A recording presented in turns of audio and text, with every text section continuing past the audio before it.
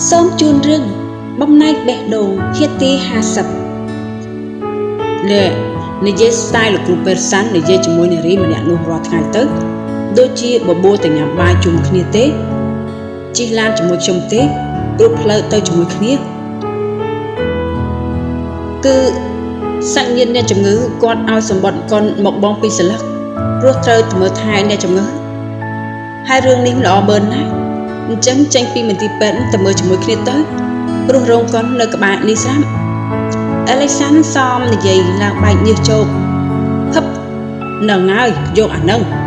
ដែលខ្ញុំត្រូវការគ្រូពេទ្យសុងទះពុកមួយដៃសប្បាយចិត្តពេកស្ទុះក្រោកហក់លោតយ៉ាងសប្បាយព្រោះលើកទី1ដែរឃើញអេឡិចសាន់ចង់ណាត់នារីទៅមើលកុន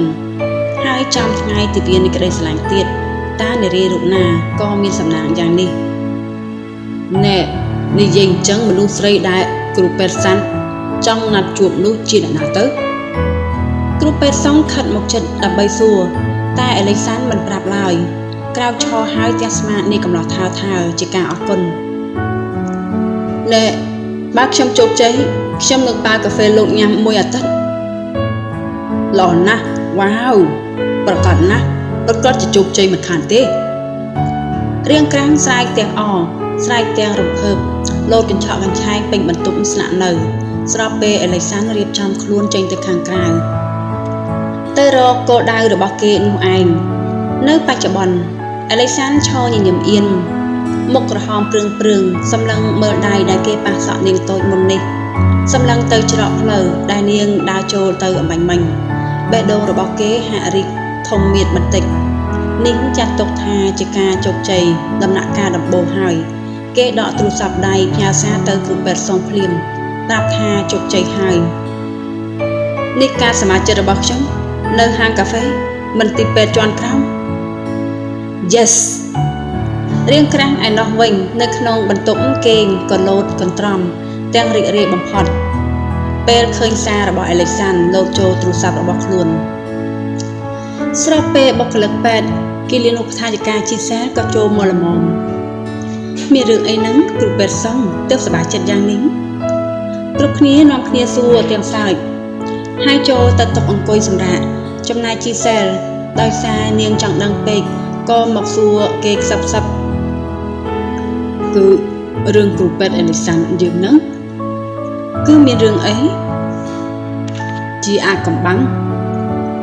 រឿងអាកំបាំងដែលលោកគ្រូពេទ្យនិយាយនោះគឺមនុស្សស្រីមែនទេត្រឹមត្រូវហើយពេទ្យសង្ហារបស់មន្ទីរពេទ្យយើងចិត្តមានស្នេហាហើយខ្ញុំប្រាប់គ្រូពេទ្យជីសែលចុះព្រោះថាជាចំណិតរបស់គេស្រាប់គឺគេកំពុងតែណាត់ជួបមនុស្សស្រីម្នាក់ស្ងាត់ហើយយប់នេះពួកគេនឹងទៅមើលកុនជាមួយគ្នាពិតមែនទេជីសែលស្ដាប់ហើយមុខមិនសូវរីកទេមិនសូវសប្បាយចិត្តតែធ្វើជាញញឹមខ្លាំងសួរគេបន្តទៀតអញ្ចឹងពេលនេះគេទៅណាហើយម៉ានេះគេប្រហែលទៅបបួលនារីម្នាក់នោះហើយ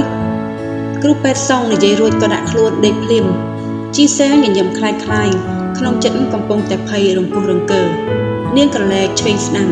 ឃើញគ្រប់គ្នាក្រាបនឹងតុសម្រាប់អស់ហើយនាងក៏ដើរចេញពីបន្ទប់ស្ងាត់ទៅនាងដើរតាមផ្លូវឃើញហ្វានីម៉ាលាងរបួងឲ្យអ្នកជំងឺនាងក៏ញញឹមបន្តិចតែក៏ទម្លាក់ទឹកមុខមួយរំពេចក្រោយឃើញក្រដាសសម្បត្តិកុនក្នុងហៅប៉ៅរបស់នាងលានចេញមកខាងក្រៅមួយផ្នែកដោយសារចលនាកម្រើកខ្លួនរបស់ហ្វានីម៉ាមិនប្រុងប្រយ័ត្នគឺជានាងជីសែលត្រជាក់ចុងដៃចុងជើងនៅមិនស្ងៀមនាងឈរក្តាប់ដៃណែនប្រអប់ដៃមកខាងទៀតលើកទប់ជញ្ជាំងពេលដែលណាណាមីងាកឃើញខ្លួនក៏ធ្វើជាញញឹមស្រាងបន្ទាប់មកក៏ដើរចូលមករកពួកនាងសើច្បងគ្រូពេទ្យជីសែលអ្នកជំងឺមានអាការៈថប់ទ្រូងក្រោយការរត់ដកហក់នៅសាលារៀនបន្ទាប់មកក៏បន្តរត់ទៀតហើយក៏ដួលឲ្យរបួសដៃទីគេឈឺចាប់នៅត្រង់ទ្រូងមិនបានទៅមកមន្ទីរពេទ្យនេះតែយើងគួរពិនិត្យ ECG ដែរទីហ្វានីម៉ាងាកមុខទៅសួរជីសែលបញ្ជាក់តែនាងឈរសម្លឹងមុខហ្វានីម៉ាមិននិយាយស្ដីអ្វីឡើយបកក ជាការរាំងស្ទះចំពោះការងារទើបគិលានុបដ្ឋាយិកាមេវីចូលមកជំនួសការងារតែម្ដងទៅអ្នកគ្រូពេទ្យជាសេមិនស្រុកខ្លួនមែនទេក្រោយពិនិត្យអាការៈអ្នកជំងឺរួចហ្វានីម៉ាក៏ដើរចូលបន្ទប់សម្រាករបស់គ្រូពេទ្យនៅក្នុងដៃមានទឹកត្រជាក់មួយកែវដាក់ក្បែរជីសែលនិងសួរនាំដោយការបារម្ភតែជីសែលគ្រាន់តែមើលមុខនាងតូចហួសទៅសម្លឹងហៅប៉ៅអាងពេទ្យរបស់នាងដែលប្រអប់ដៃតូចសោកចូលក្នុងហៅប៉ៅអាងនោះនាងលេបទឹកមាត់មួយក្អឹកទើបនិយាយនឹងហ្វាព្រោះក្នុងបន្ទប់នេះមានតែពួកគេពីរនាក់ប៉ុណ្ណោះថ្ងៃនេះជាថ្ងៃទិវានៃក្តីស្រឡាញ់ហ្វាមិនទៅដើរលេងជាមួយមនុស្សពិសេសទេមែនទេចាស់គឺអត់នោះទេនាងតបព្រោះម៉ោង6ល្ងាចហើយចែកមិនតបសារនាងឡើយគេប្រហែលជារវល់នឹងការហ្វឹកហាត់ហើយអញ្ចឹងហ្វាដឹងទេថាលោកគ្រូពេទ្យសាន់មានណាត់ជាមួយនរណាដែរទេនាងញញឹមសួរហ្វាសួរធ្វើពើដោយសម្លឹងមុខរៀងតូចទាំងស្នាមញញឹមកាប់ភ្នែកស្រទន់ព្រមទាំងទាញហ្វានីម៉ាឲ្យអង្គុយចុះក្បែរខ្លួនហ្វានីម៉ាតាក់ទើមិនហ៊ានឆ្លើយភ្លាមដៃដែលនៅក្នុងហៅប៉ៅអាវនោះស្ទាបចំសម្បត្តិកុនដែលអេលីសាន់ឲ្យនាងការពីរសៀលនាងលេបទឹកមាត់ក្អឹករកហាមាត់តបជីសែលតែក៏ត្រូវស្រីស្រស់និយាយកាត់បានមុនខ្ញុំចង់សារភាពប្រាប់គេនៅថ្ងៃនេះខ្ញុំចង់ណាត់គេទៅដើរលេងក្រោយចប់ម៉ោងការងារអូនហ្វាជួយខ្ញុំបន្តិចបានទេជីសែលលូកដៃទៅចាប់ប្រអប់ដៃម្ខាងទៀតរបស់ហ្វានីម៉ាដែលដាក់នៅលើផ្លូវនិងស្នាមញញឹមផ្អែមល្ហែមដាក់នាងតូចជីនាងតបទាំងសម្លេងខ្សើយរួចក្រោកឈរឡើង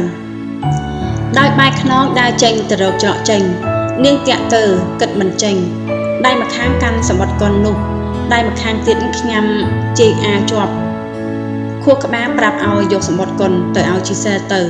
តែបេះដូងបែរជាហាមឃាត់ព្រោះខ្លាចអេលីសាន់ខឹងនឹងអន់ចិត្តនាងសម្រេចចិត្តមិនចេញឡើយទើបដើរទៅដល់មាត់ទ្វាររួចងាកមកមើលជីសែលម្ដងទៀតយប់ម៉ោង9បងសាន់គាត់ទៅមើលកុននៅក្បែរមន្ទីរពេទ្យនេះ